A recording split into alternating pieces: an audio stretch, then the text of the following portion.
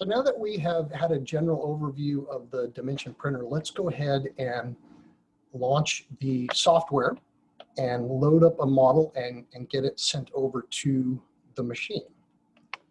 So I'm going to share my screen. And the Catalyst EX software is the software that Stratasys has created for Dimension. It is proprietary. As we launch it, we see that we are in the General tab, and what we're looking at is the overall print envelope. And so you may recall this is 10 inches by 10 inches by 12 inches. And each of these squares represents a 1 inch by 1 inch unit. So to bring in our STL, and I'll show you, the STL I chose is an architectural model. This is Big Ben from London. And you'll notice that a number of the newer operating systems actually have an STL reader now built into them. And they oftentimes give us a lot of information. For example, the size, we could change that from metric to imperial. Even a cost analysis depending on which printer we're using and the material that we're using. Also, we could even send it directly from this file into the printer if we linked up a particular printer to this. For this example, we actually have the Dimension networked directly to this computer, but through the Catalyst software. So we'll do the loading and the analysis here in Catalyst. So here's the cube. Let's go ahead and bring in our STL from the desktop. It's the Big Ben.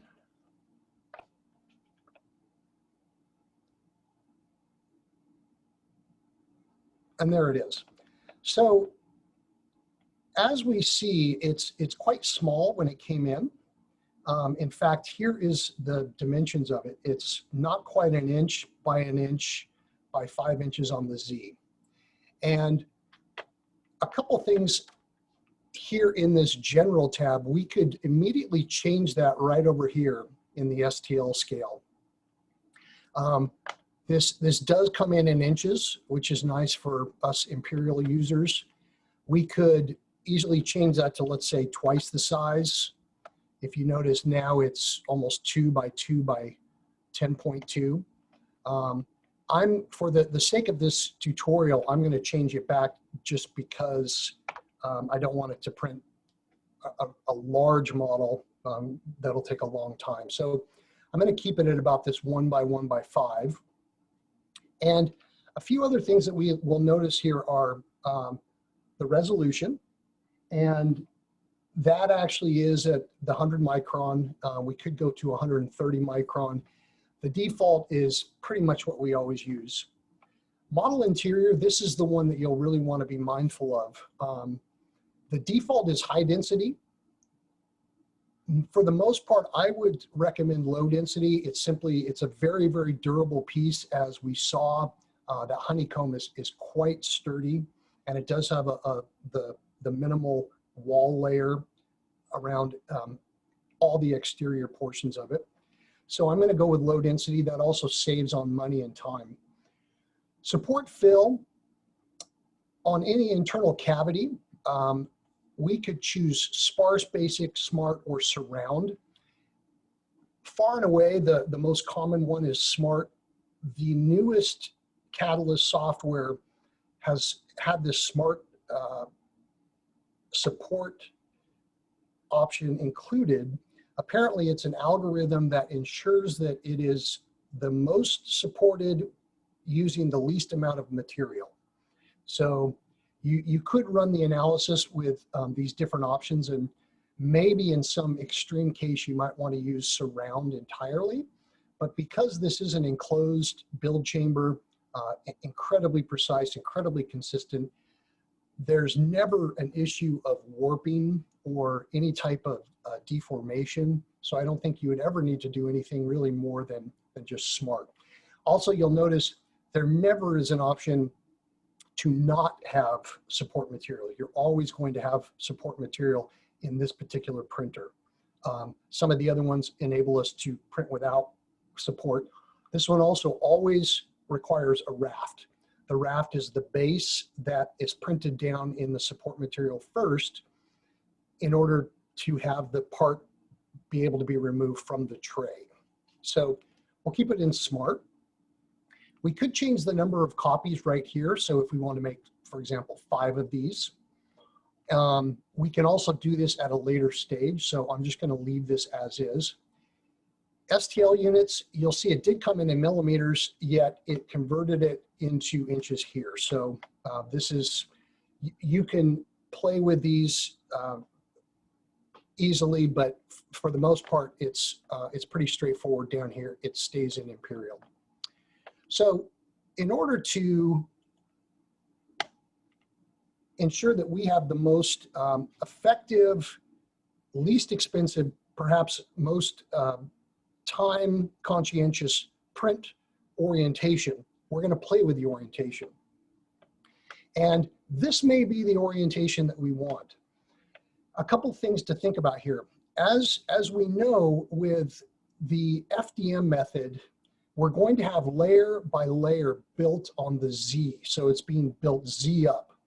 Now, in a really, really fragile part, let's say like a pole, even on this one, let's say, each layer is going to be relatively small in its surface area. If we laid this on its side, they would be much longer layers. For example, this direction. You know, that first XY layer would be much larger. And so the surface area would be much stronger, essentially, holding layer to layer. That might be a consideration. At the same time, we will see each layer, the resolution is such that you will see subtle layer segments, and I'll show you that when we actually go and print in the machine.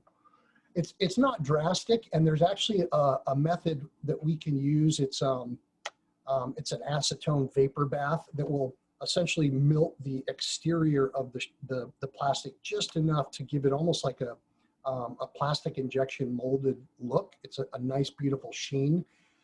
But you know, in a case like this, you may not want to distort the exterior. This has a lot of you know, detail in it, and you may want that resolution to be on the true XY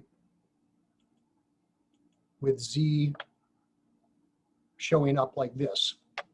So we may want to do that. These are considerations. Obviously, this is going to take much longer than laying it flat because the printing in the Z is always the longest piece. That head, that dual swivel assembly head, each Z layer that it completes, it needs to go back to its home. It cleans the heads with the brush, and then it begins again. So, you know, if you think about it, if you only have this many Z layers, it's going to be a much faster print than, you know, something like this. So another thing that we can do is, if we're not sure if it's a very complex piece, or we're not sure what might be the least expensive method or the fastest method, we could ask the machine to provide us with a recommendation. So I'm going to auto orient it and see if it suggests anything differently. And as we see, it did.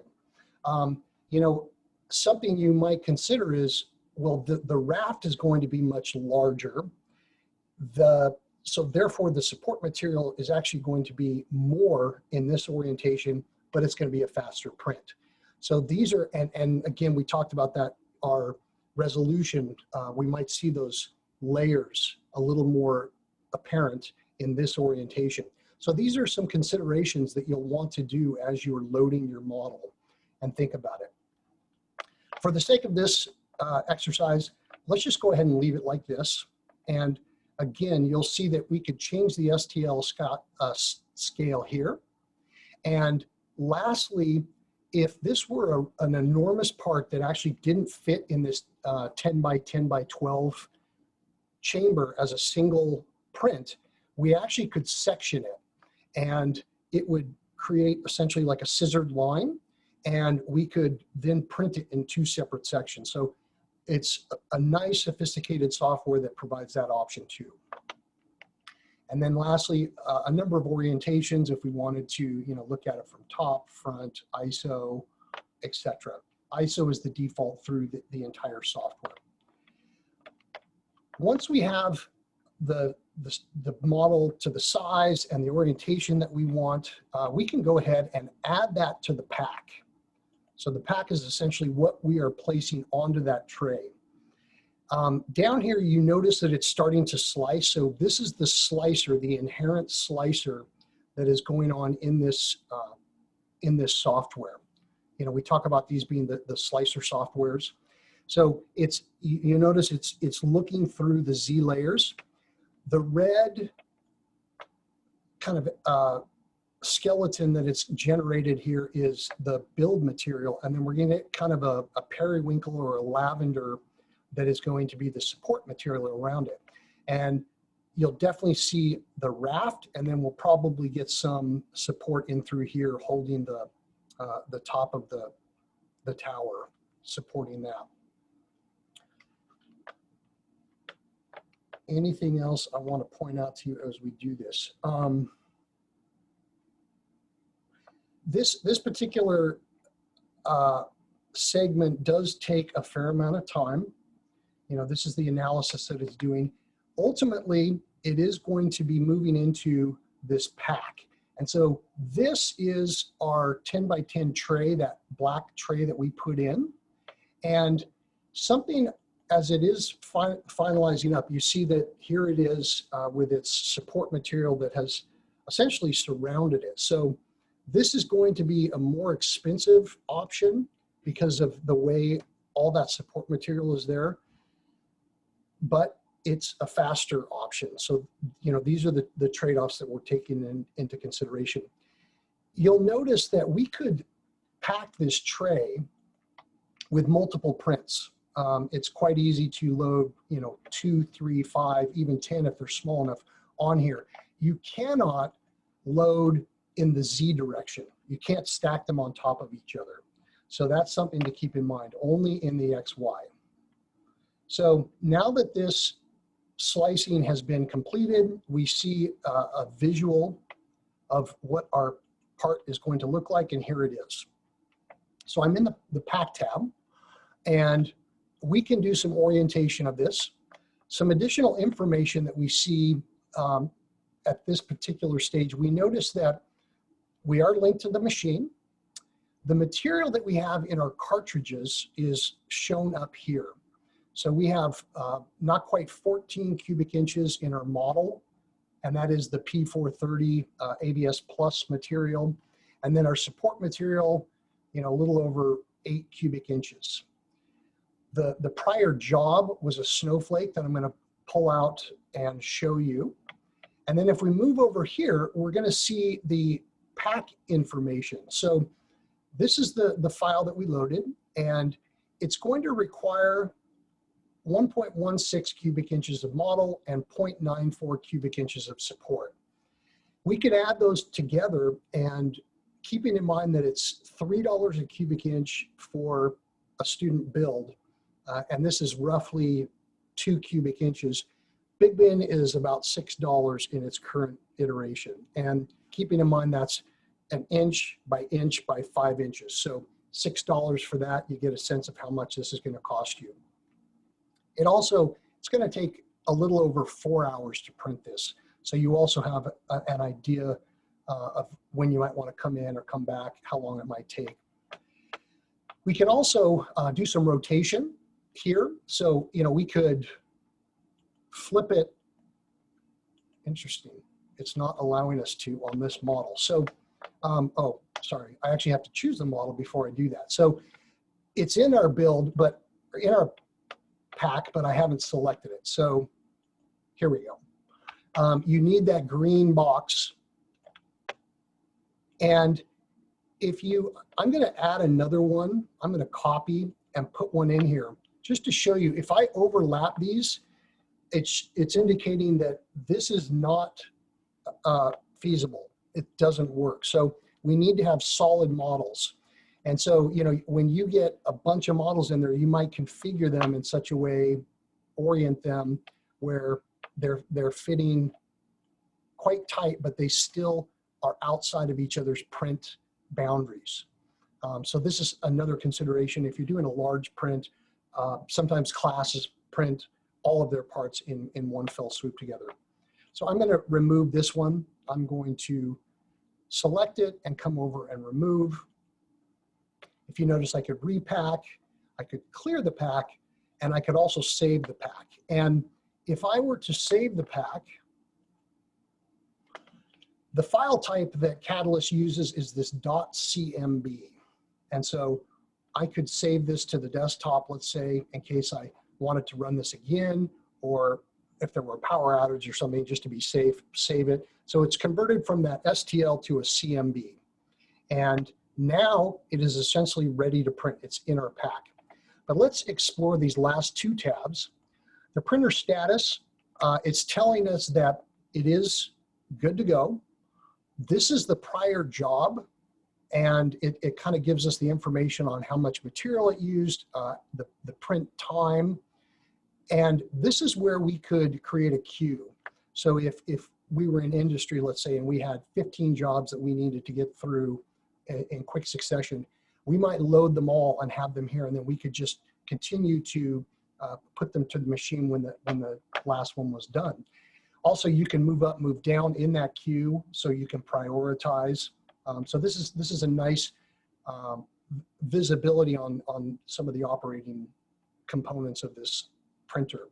Also, it's important, sometimes you may load your STL and then decide, and then reload it, and you might find that you've actually created duplicate jobs. So it's always good to come in here just as a discipline and make sure, yes, the last job was done. This is the green light. It means that it had printed successfully, and there's nothing else in the queue, so we're ready to go. Lastly, we have the printer services. This really is just kind of the meat and potatoes. The history, for example, shows us every print that we have ever done in here. So we could go back and, you know, remember that print that we did so-and-so, or, you know, we could analyze or look at it there. So that's kind of a nice piece too. But jumping back into the pack, here's our model, and we are ready now to essentially send it to the printer for the printer to receive it and print. So without further ado, I'm going to select the print button. And as you notice, it's merging and sending those CMB components, and away it's gone to the printer. So let's go to the printer and start this model.